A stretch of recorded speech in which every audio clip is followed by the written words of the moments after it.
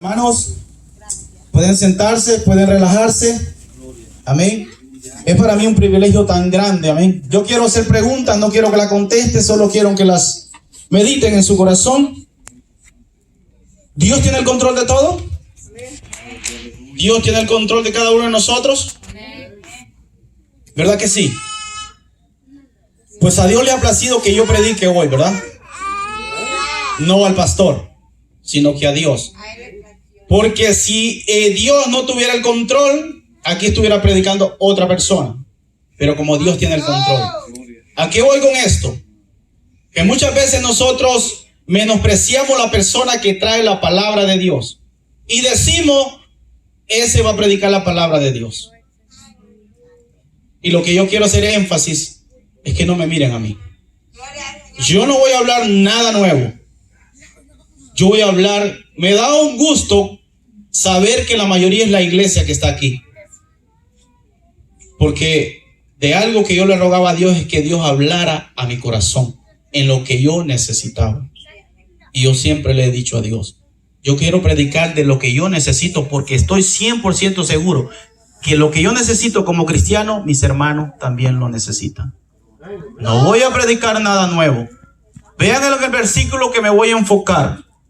Pues para esto fuiste llamado. Quiero hablar del verdadero llamado de Dios. Hemos estado viendo nosotros, y no somos ignorantes, sabemos de lo que está pasando en el mundo. Sabemos de que estamos vivos porque Dios ha tenido misericordia de nosotros. Sabemos de tantas cosas que están sucediendo alrededor del mundo. Sabemos nosotros como cristianos, incluso el impío lo sabe en este momento, que Cristo está a la puerta. Ahora sí hay que creerlo en verdad, que Cristo está a la puerta. No es un juego. Usted puede hablar con el impío y usted puede darse cuenta que el impío está más certero que Cristo viene que algunos cristianos. Ellos lo reconocen con su boca y dicen, ahora sí, porque yo lo he escuchado. Ahora sí Dios está cerca. Yo escuché de una persona que me dijo, una persona que no tiene a Cristo, que dijo con esta frase, así mismo dijo, yo creo que ya es mejor que Cristo venga pronto. Y hay muchos cristianos hoy en día, hermanos, que verdaderamente no ha podido reconocer en los tiempos que estamos viviendo. Como yo dije, no quiero hablar nada nuevo, solo quiero hablar lo que Dios me ha edificado a mí a través de su palabra. Y es del llamado. Hay dos llamados, el verdadero llamado y el falso llamado. Quiero hablar rápidamente del falso llamado, porque a mí no me gusta hacerle énfasis al diablo, me gusta hacerle énfasis a Dios.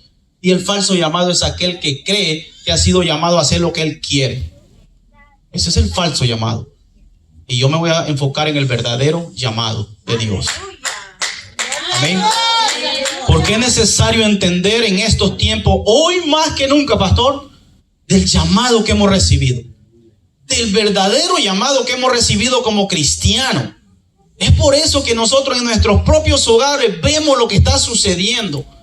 En nuestras iglesias, en nuestros trabajos y en nuestro pueblo y en nuestra comunidad.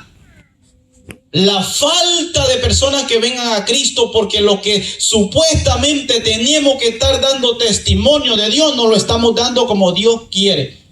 Porque nosotros estamos extraviados del verdadero llamado. Hoy en día las iglesias, en vez de estar llenas, se están vaciando. Por el motivo de que las personas que se están yendo no son los que han venido, sino son los mismos cristianos que un día recibieron un llamado y no están en las iglesias, porque están extraviados de su llamado. Han sentido la presión del mundo, han sentido esa presión del mundo que prefieren mejor irse para el mundo. Hay dos llamados, pero hay dos sufrimientos. ¿Cuántos saben que hay dos sufrimientos? El sufrimiento que padecemos por Cristo Jesús y el sufrimiento que padece toda persona. Porque el sufrimiento empezó desde el pecado. Desde Adán y Eva, cuando pecaron y fueron expulsados del Edén, desde ahí comenzó el sufrimiento. El sufrimiento no solo es para los cristianos, no solo es para el impío. El sufrimiento viene a raíz del pecado. Con la diferencia que no es lo mismo sufrir bajo Cristo gobernando nuestras vidas que sufrir bajo Satanás gobernando nuestras vidas. Y en eso yo me quiero enfocar hoy. Dos llamados, dos sufrimientos totalmente diferentes. el cual muchos de nosotros como cristianos nos habíamos extraviado. Pero Dios es bueno y Dios quiere hablarnos hoy del verdadero llamado. Dice, ¿qué es un llamado? ¿Cuántos de nosotros hemos preguntado lo que significa el término llamado? ¿Cuántos de ustedes, mi hermano, en su corazón saben qué es un llamado? ¿Qué es un llamado realmente? ¿Qué significa ser llamado?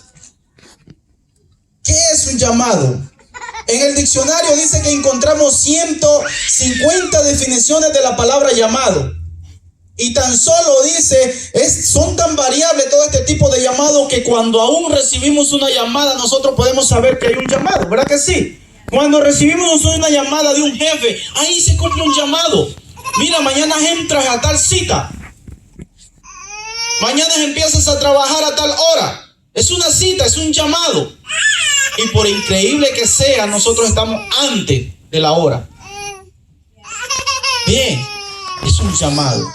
Dice que el vocabulario, el diccionario dice, tiene más de 150, definiciones de la palabra llamado. Pero en realidad nosotros lo que nos debe importar es el verdadero llamado de Dios. Pero ¿cuál es la definición bíblica del llamado?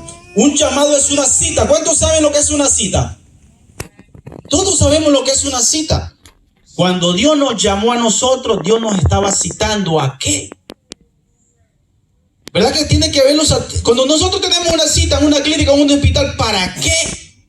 Hay un porqué nosotros estamos citados ahí. Y Dios nos ha hecho un llamado, pero Dios nos ha hecho una cita, pero esa cita tiene que tener algo. ¿Por qué Dios nos ha llamado? Porque incluso usted y yo, los que estamos aquí, somos tan privilegiados que hemos tenido el llamado antes que otro. Eso es un privilegio.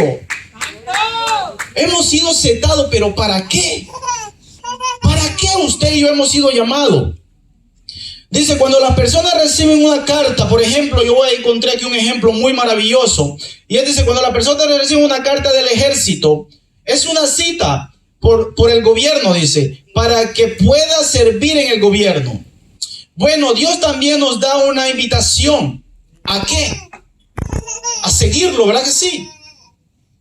Los gobiernos a veces mandan un citatorio en este país a las personas para que puedan ir al ejército. Pero ¿a qué van esta gente? ¿A qué van? Miren de las cosas más maravillosas que en esta historia que hay algo así parecida. Dice que reciben una carta y se presentan una cita. Mira, ahí pasan dos cosas. La primera es que pasan de gobierno, de diferentes gobiernos. Tal vez son los muchachos de 20 o de 25 o 18 años. Cuando los muchachos reciben la cita, todavía están bajo el control ¿de quién? De sus padres, ¿verdad que sí? Amén. ¿De quién? De sus padres. Cuando el muchacho recibe la cita del gobierno que se presente a hacer lo que tiene que hacer en el ejército, todavía no se ha presentado a la cita y no se ha puesto la orden del ejército, todavía está bajo el gobierno ¿de quién? De sus padres. Cuando Dios nos citó a nosotros, antes de que usted y yo respondiéramos, estábamos gobernados por alguien. En el ejército los muchachos están gobernados primeramente por sus padres antes de ir a la cita. Todos nosotros antes de recibir la cita y el llamado estábamos gobernados por Satanás. Él gobernaba nuestras vidas y esa es la realidad. Él gobernaba nuestras vidas. Pero cuando la gente va al ejército, ¿sabe lo que hace el ejército cuando esa persona entra a sus oficinas? Se hace cargo de todo lo del muchacho. El muchacho deja a su familia, su padre, su madre y el gobierno, el ejército se hace cargo de esta persona. ¿Verdad que así funciona el ejército? Cualquier enfermedad, el ejército tiene que responder. Por su ropa, el ejército tiene que responder. Por su alimentación, el ejército tiene que responder. Es su obligación de responder. Así es cuando Cristo, nosotros venimos a la cita y al llamado de Cristo y Cristo ha respondido por cada uno de nosotros. ¿No es así? ¿Cuántos de ustedes piensan que ustedes estaban mejor en el llamado, bajo el control de Satanás? Jamás. Nosotros hemos sido llamados y hemos respondido a la cita de Cristo. Pero hoy en día, mi hermano, nosotros muchas veces, la iglesia se está extraviando del verdadero llamado. Esta es solo la introducción. Yo quiero abundar en qué nosotros, por quién nosotros estamos padeciendo. Porque esa es otra cosa. Hay muchas personas, hay mucha gente en la iglesia. Porque no hay que decir cristiano, porque el cristiano es el que obedece a Cristo, ¿sí o no? Hay mucha gente en la iglesia que está sufriendo. Y nosotros lo sabemos, están sufriendo. Pero la pregunta es, ¿por quién están sufriendo? Porque la palabra de Dios dice que es un gozo sufrir cuando nosotros los maltratan, los ofenden por el nombre de Jesucristo. Pero hay mucha gente en la iglesia que está padeciendo sufrimiento y no tiene resultado porque están sufriendo por algo que no tiene que ver con Cristo. Y no ven los resultados. Porque tenemos que entender algo. Durante estemos en esta vida vamos a sufrir. Jesús nunca de la vida nos ocultó el sufrimiento como cristianos. Hay de aquellos que están sufriendo por su propio conocimiento y por sus propias luchas. Pobre de ellos, pero hoy, si alguno aquí en esta iglesia está padeciendo cosas y él realmente sabe que lo que está padeciendo es por su propio conocimiento y por su propia inteligencia, ay de él. Que Dios tenga misericordia. Y hoy es el día de pedirle perdón y decirle al Señor, yo quiero tu llamado. Porque la hermana Cintia decía algo poderoso. ¿Cuántos de los que estamos aquí se saben la oración del Padre Nuestro? ¿La sabemos todo? Padre nuestro que estás en los cielos, santificado sea tu nombre. Pero la decimos de corrido.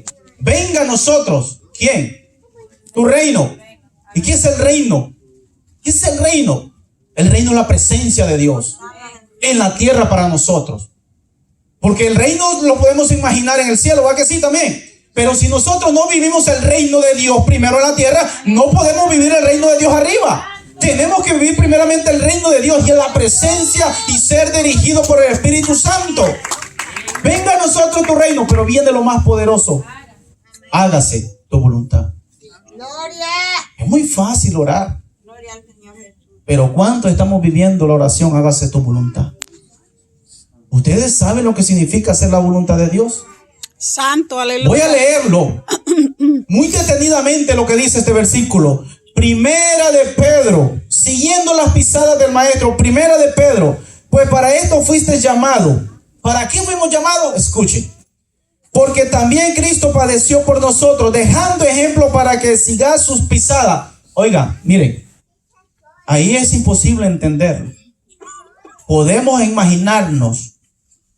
Ay, Cristo está hablando de esto. No. Por eso es que no se puede predicar de un versículo sin contexto.